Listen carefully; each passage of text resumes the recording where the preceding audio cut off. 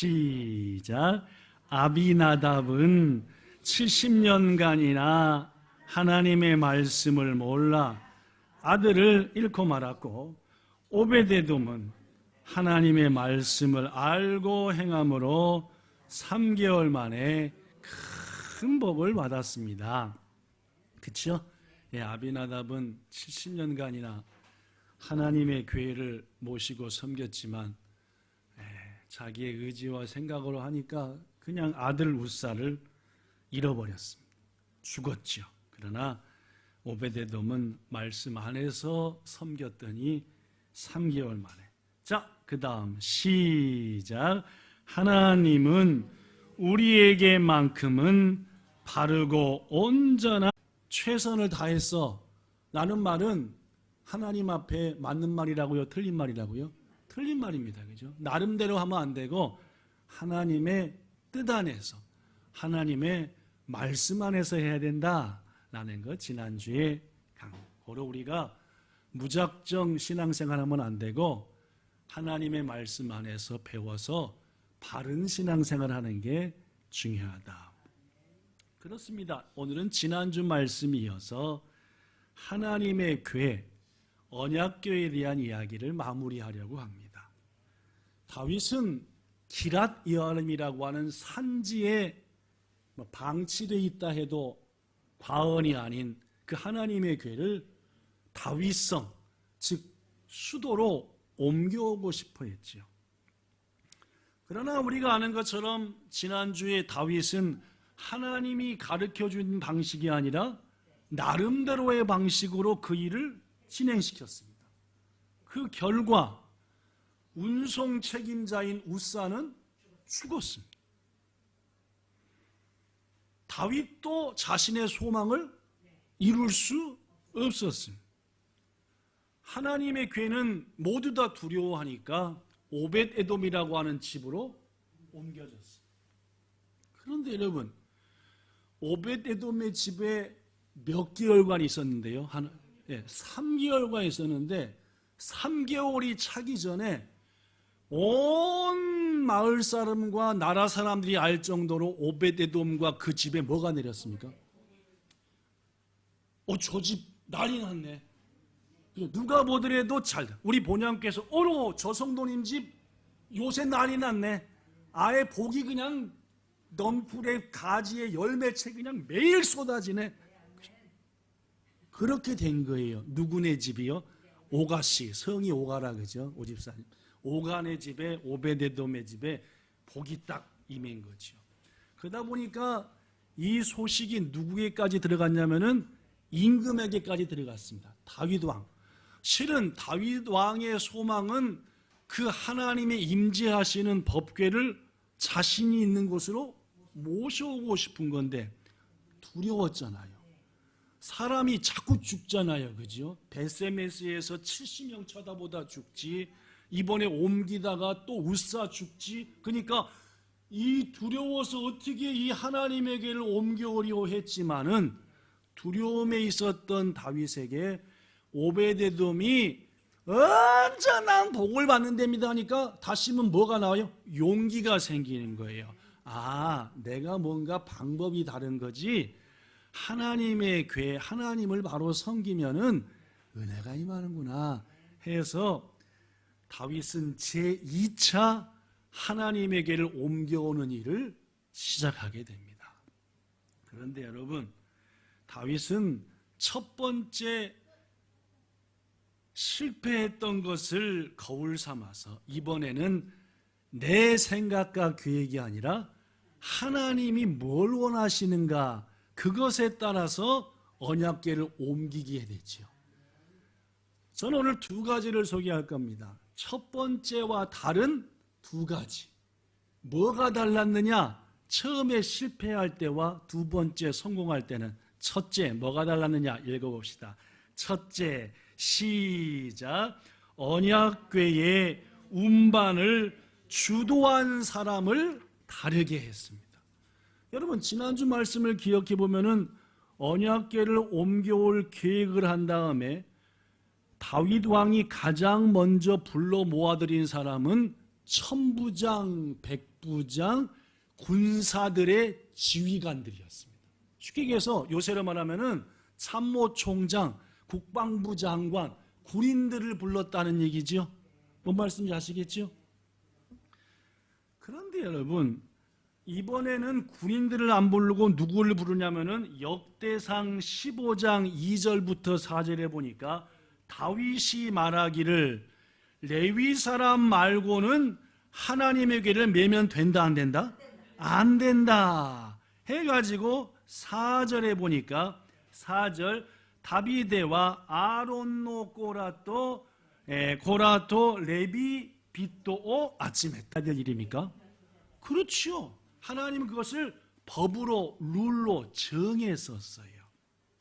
그래서 처음 실패에 군대의 지휘관들과 의논했던 다윗은 이번에는 그것을 거울 삼아 실수를 바로잡아서 군인들이 아닌 제사장과 레위인들과 의논했다라는 말이에요. 그럼 여러분, 왜 다윗이 맨 처음에는 군인들과 의논을 했느냐?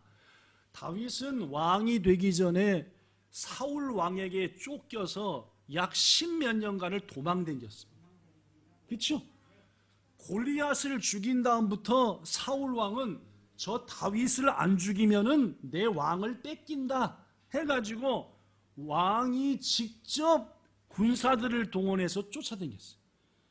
다윗은 그때 맨 처음에 혼자 도망다녔지만 서서히 300명 그 이상으로 자기를 지켜주는 사람이 늘어나가지고 그들과 더불어서 10년 넘어 온갖 고생을 다한 다음에 하나님의 은혜로 왕위에 오른 거예요. 그러니까 여러분, 10년 넘도록 고생을 다한 사람들과 더불어 왕이 되니까 다윗은 자꾸만 누구한테 먼저 의지가 돼요? 물론 하나님을 의지하지만은 제사장이나 다른 지파 사람이에요. 자신과 함께 했던 그 사람들을 의지하겠어요? 물론입니다. 그들이 다 뭐였습니까? 자기의 군대의 요직을 차지했어요. 군대에서 높은 벼슬을. 그러니까 어떤 일이 있을 때 다윗은 누가 먼저 생각나요? 내와 동고동락했던, 목숨을 같이 걸었던 누가 생각나는 거야? 군인들, 그 젊은들. 그러니까 그들을 불러서 의논했다가 뭐 한 거예요? 십바이 한 거예요. 정치적인 얘기는 잘 하지 않지만은 나왔으니까 좀 얘기하면 한국의 새로운 대통령이 취임해가지고 몇 달 지났잖아요, 그죠? 그 중에서 지지율이 떨어지고 욕먹는 이유를 어제 그저께 미국의 어느 단체에서 계속 발표를 했습니다. 그 중에 하나가 뭡니까? 자기를 대통령으로 만든, 자기가 거기 출신이잖아요, 그죠? 그 사람들을 너무 뭐한다? 의지하고 그 사람들을 중심에 세우니까 문제가 되지 않았겠느냐 하고 아메리카의 정치 외교 전문가들이 얘기를 하더라. 그렇습니다. 다윗도 그런 거예요. 왕이 돼서 먼저 자기랑 고생했던 사람들의 얘기에 귀를 기울이다 보니까 잘못돼. 성도 여러분, 하나님께서 각 사람에게 주신 재능도 틀리고 전문 분야도 틀립니다. 그러므로 인생의 항로에서 신앙의 걸음에서 누구의 말과 조언에 귀를 기울이냐 하는 것은 상당히 중요해요. 그렇죠? 내가 지금 어떤 분야에 대해서 고민하고 어떤 방향을 갈까에 따라서 조언 듣는 사람이 일정하지 않고 달라야 한다라는 말입니다. 한 가지 예를 소개하겠습니다. 솔로몬 임금의 아들 르호보암이 이스라엘의 네 번째 왕이 됐습니다. 솔로몬의 아들인 르호보암이요. 왕이 르호보암이 된 다음에 얼마 되지 않아 여로보암, 시작, 여로보암과 백성 수많은 사람들이 르호보암 왕을 찾아왔습니다.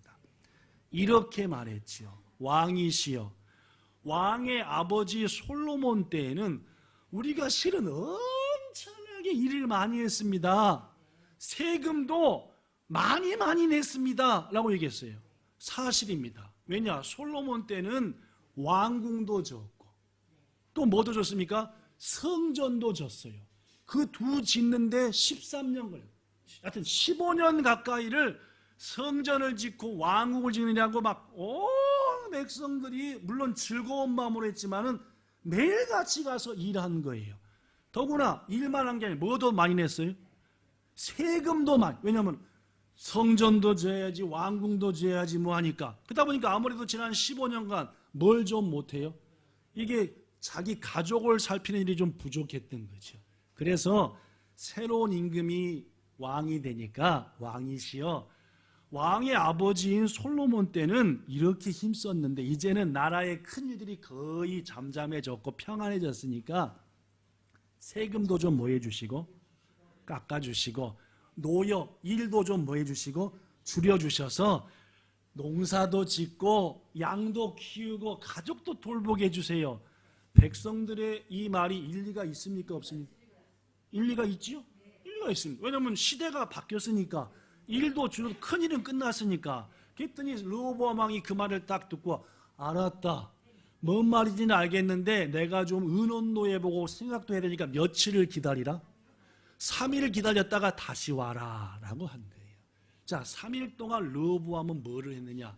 첫째, 아버지 때부터 왕과 국민들을 모시고 섬겼던 노신하들, 늙은 신하들을 불렀습니다.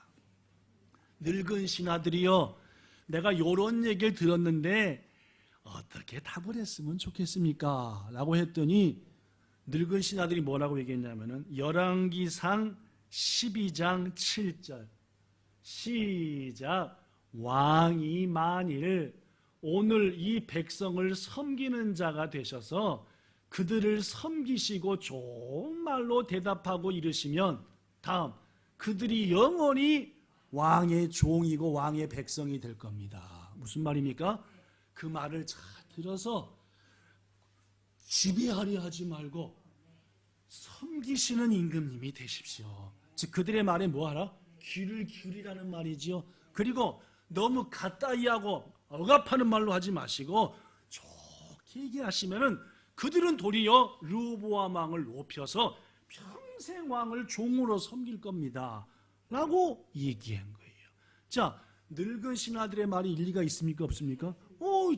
자, 르호보암은 여기에 끝나지 않고 이번에 또 어떤 신하들을 불렀습니까? 젊은 신하.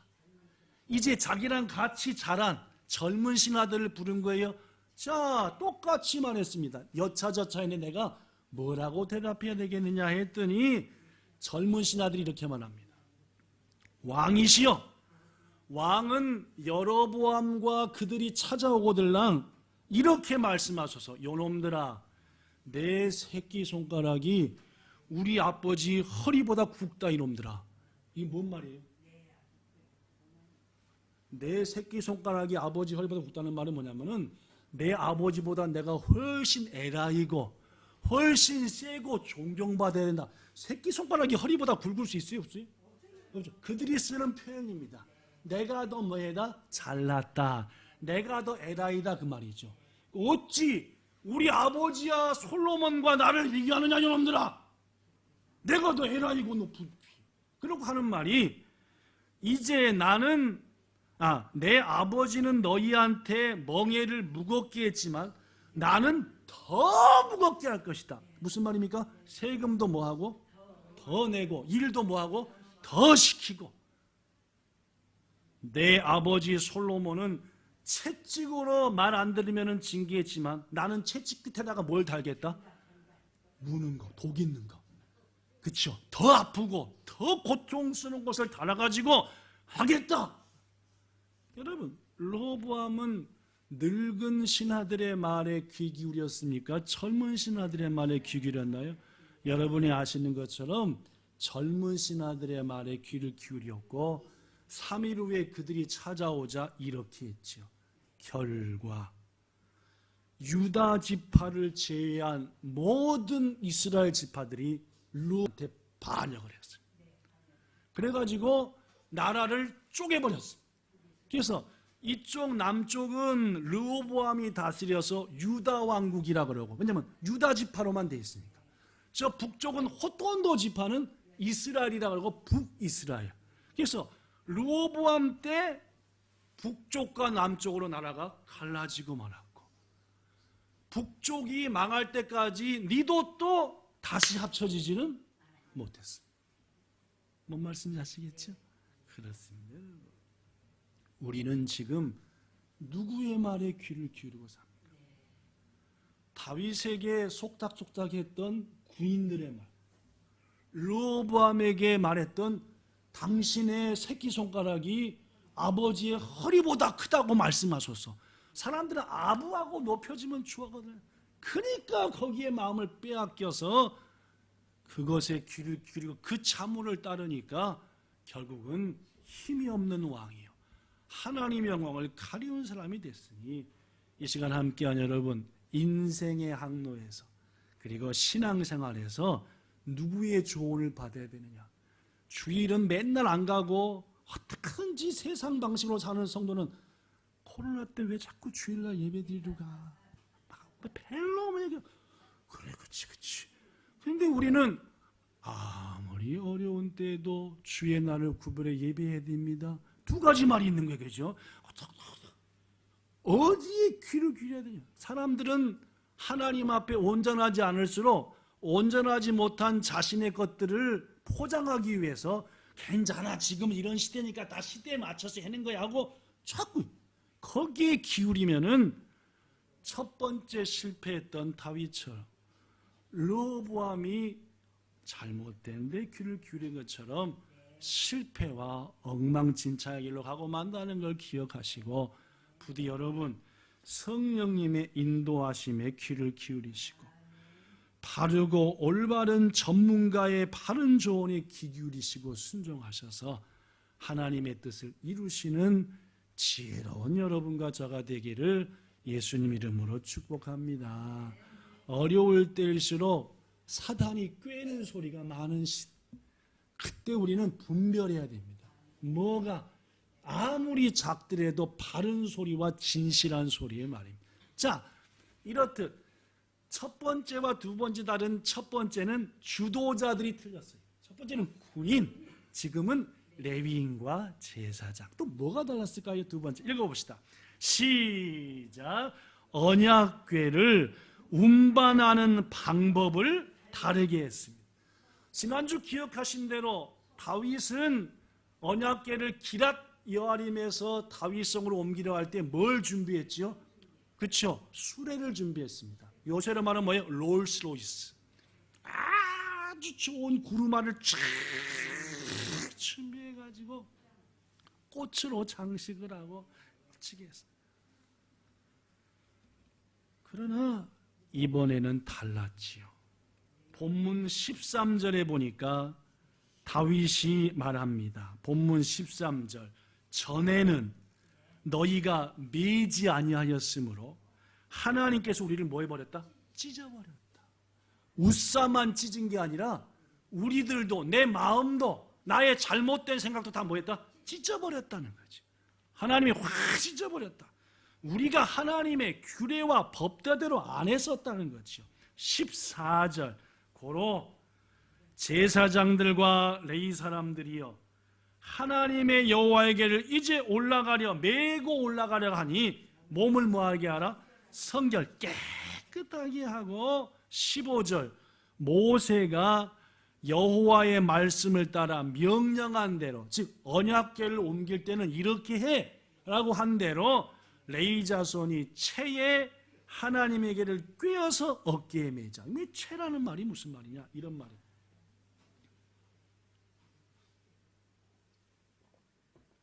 이게 하나님의 언약궤라고 한다 해봐요, 그죠? 언약궤면은 언약궤 끝에는 반드시 만들 때 이런 쇠고리들이 다 있어요. 여기도 쇠고리, 여기도 쇠고리, 여기도 쇠고리, 튼튼한 고리가 달려 있는 거예요.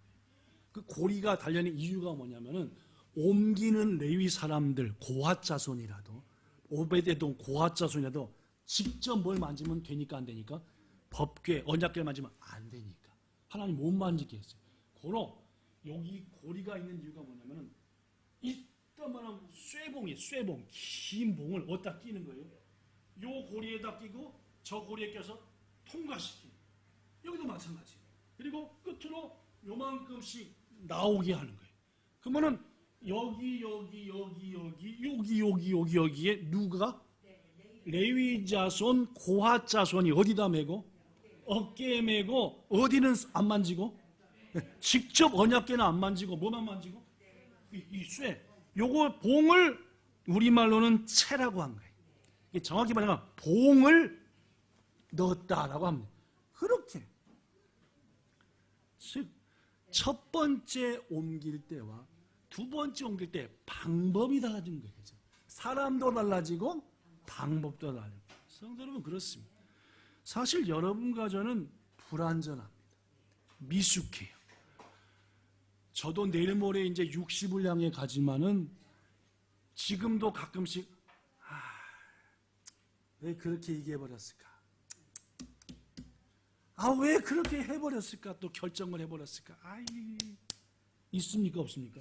있단 말이에요. 아니, 제가 아마 60 넘어 70, 80대도 그럴 때가 있을까요? 없을까요? 있다는 말이에요. 그 정도 우리는 뭐 한 거예요? 완벽하지 않다는 말이에요. 미숙한 게 있다는 말이죠. 저도 여러분도 똑같습니다. 미숙하니까 실수합니다. 그렇죠? 잘 부족하니까失敗도 하고, 물론입니다. 알지 못해서 뭐하고? 실수하고. 때로는 감정에 막 승질이 막 이럴 때 결정하다 보니까 여기가 왜 이렇게 했을까? 또한 시간이 없다 보니까 뭐 해서? 서둘러서 실수해버리고 막 욕심에 빠져 실수하기도 하죠.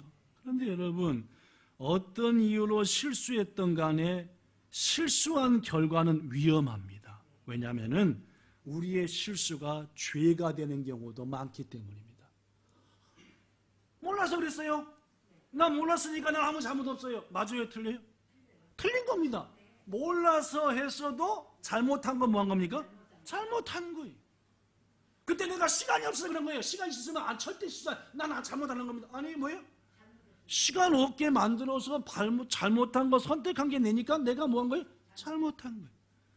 우린 어떤 이유든 간에 실수하고 실패할 수 있는 연약하고 미숙한 존재다라는 말입니다. 고로 여러분, 다윗이 언약궤를 옮기려다 실패한 것도 실은 다윗의 미숙함입니다. 그런데 중요한 것은 뭐냐?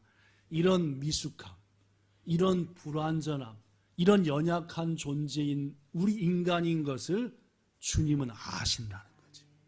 다시 한번, 우리가 미숙해서 시간 없어서 연약해서 실수하고 범죄도 하는데 하나님은 우리가 그런 존재인 것을 아신다는 거예요.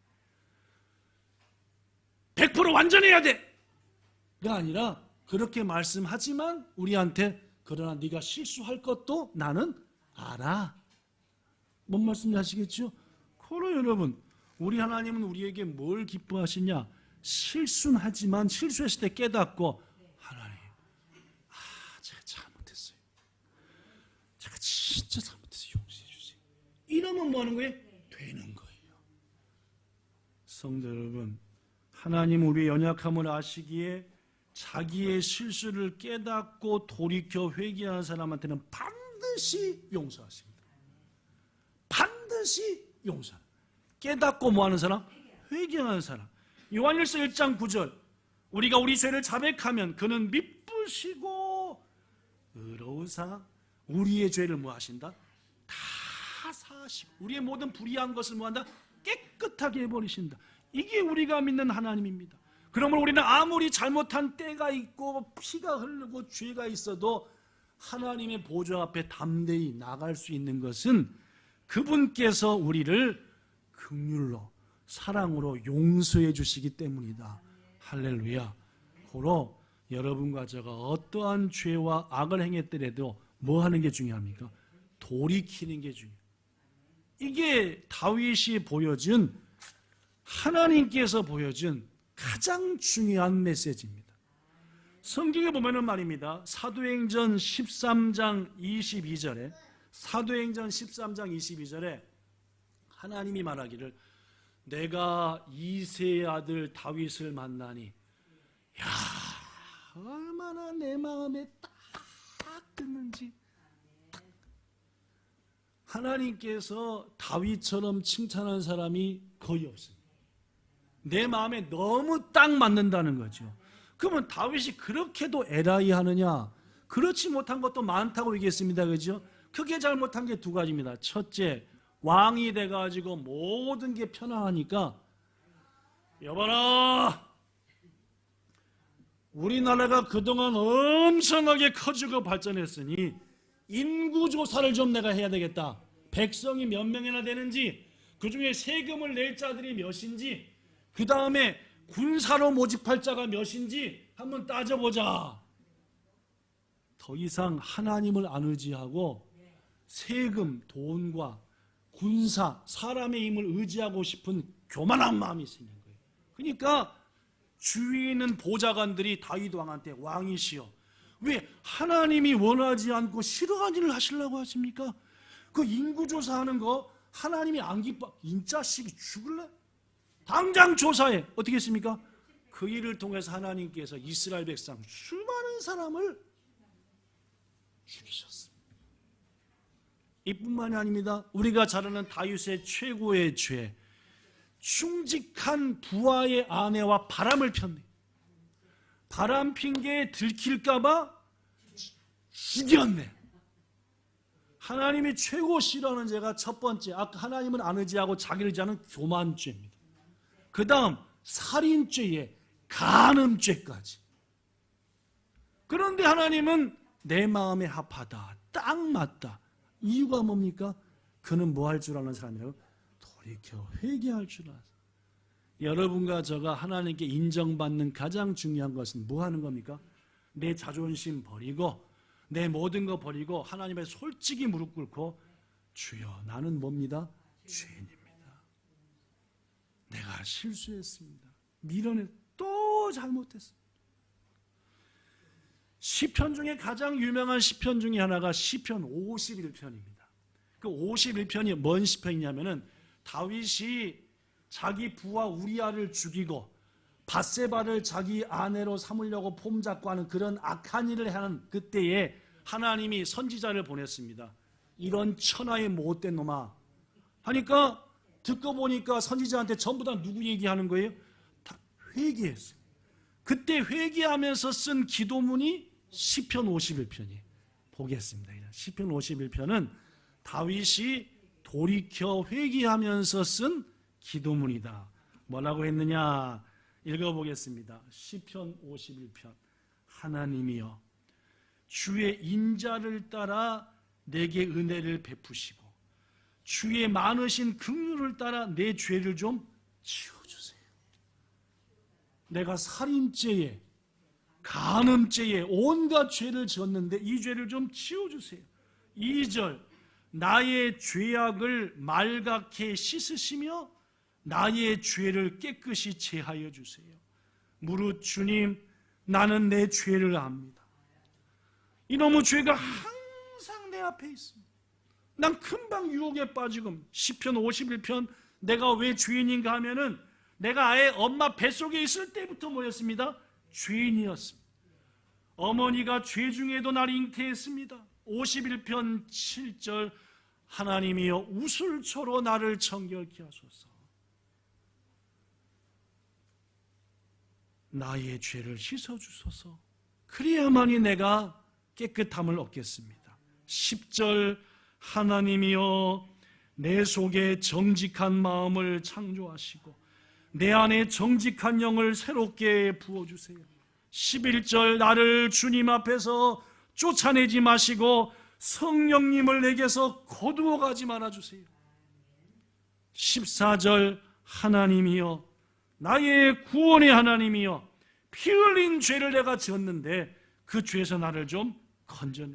15절, 주여 내 입술을 열어주세요. 16절, 주님은 제사를 기뻐하지 않으니 그렇지 않으면 내가 벌써 제사도 드렸을 겁니다. 주님 뭘 기뻐하시느냐? 17절, 하나님께서 내게 구하는 제사는 단순한 예배가 아니라 상한 심령, 통회하는 마음, 회개하는 마음, 이 마음이고, 내가 지금 그 마음으로 용서를 구하노니 나를 멸시하지 마시고 내 죄를 사하소서. 성도 여러분, 다윗의 이 간절한 기도에 하나님은 용서하신 줄로 믿습니다. 그렇습니다. 여러분. 오늘 두 번째 다른 것은 방법을 달리했고, 그죠? 그것은 자신의 부족함과 죄를 깨우쳤다는 것이고 주저없이 바꿨다는 것이죠.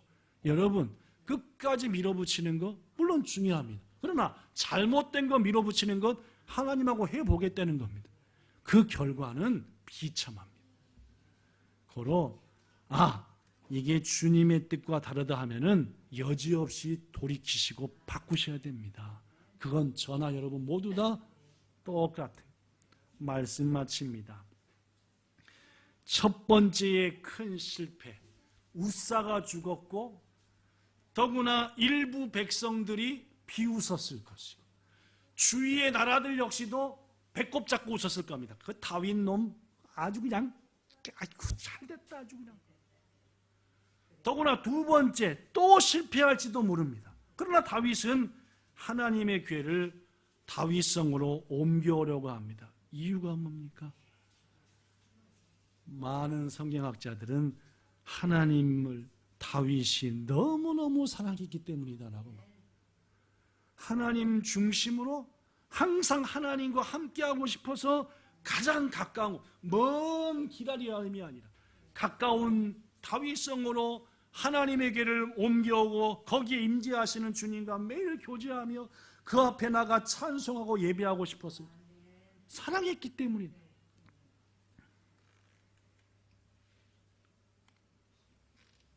다윗성으로 한 걸음 한 걸음 하나님에게 옮겨올 때마다 다윗은 하나님 앞에 제사를 드립니다. 그치지 않고 얼마나 좋았던지 덩실덩실 춤을 추죠. 뭐가 풀리는 것도 모르고 허리띠가 풀리는 것도 그래가지고 쫙 내가지고 반지가 딱 보이는 것도 모르고 얼마나 기뻐. 사랑하는 여러분, 첫 실패를 거울 삼아 하나님의 말씀대로 언약궤를 옮긴 겁니다. 성도 여러분, 마지막 한 가지 얘기합니다. 사랑하면 더더욱 도리를 지키는 겁니다. 다윗은 사랑하니까 좀 틀려도 이해해 주겠지, 이 마음을 완전히 버렸습니다. 내가 하나님을 사랑하니까 좀 다르게 해도 이해해 주시겠지. 하나님은 단박에 사랑하면 뭐하라? 더 제대로 해라는 거예요. 이게 중요한. 하나님과의 관계도 마찬가지고 부부간의 관계도 친구간의 관계도 마찬가지.